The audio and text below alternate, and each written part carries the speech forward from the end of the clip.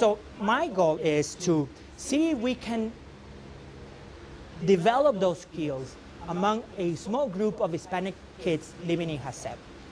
Meaning, it's because we don't know. I don't know how to do it, but I want to figure out if I can do it.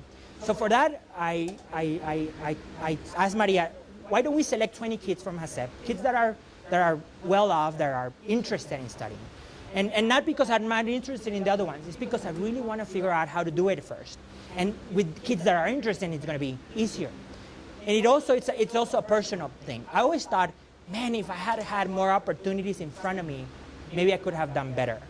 So I think about, I see myself in those kids, and I see, hey, maybe they just need a little push. Maybe they're in the right direction, but with a little push, they could be just awesome. So I hope I give that to them. So we're starting this group in fall with 20 kids from HACEP, and we hope to follow them for 5 years and develop these skills.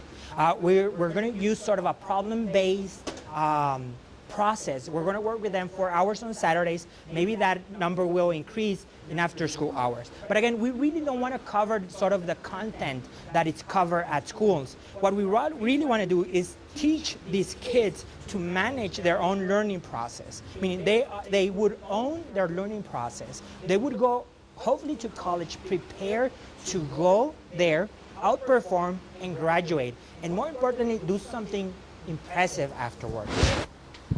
And that's our hope with them. Now, the real problem, the real challenge is figuring out how we do this, how we do it with only 4 hours after school, and how we do it sustainably.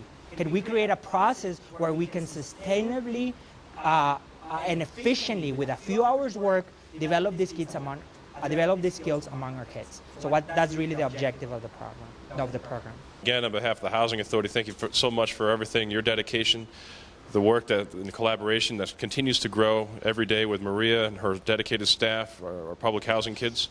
This is truly, the start of something great. And so, I actually kind of wanted to articulate a few comments from the NARO experience in San Francisco last week. This is for the camera, by the way. It's not for the in-house audio system. Beto Lopez from the University of Texas, together with Maria in Virginia. Am I forgetting anybody? Okay. Went out to San Francisco and presented to all of our other colleagues within our industry about the hot summer conference that all of us experienced a couple weeks ago when we were there at the campus.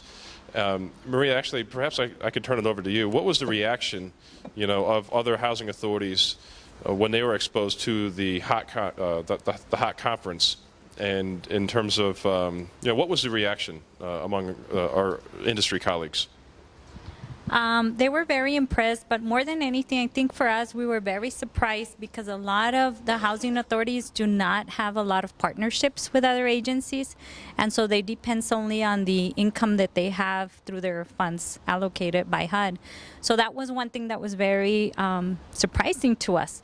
But they were very interested. A lot of people went through our table. They were discussing with Mr. Lopez what kind of program we had, how did we develop it, how could we get so many kids to participate from different communities with the little resources that we provide. As you know, we fund the Hot Summer Program, and we've done it for 3 years. But we still have managed to do it with so many kids from different communities, and with the assistance of the transportation department and other departments that help us to get that done, has been very successful. So they were quite impressed.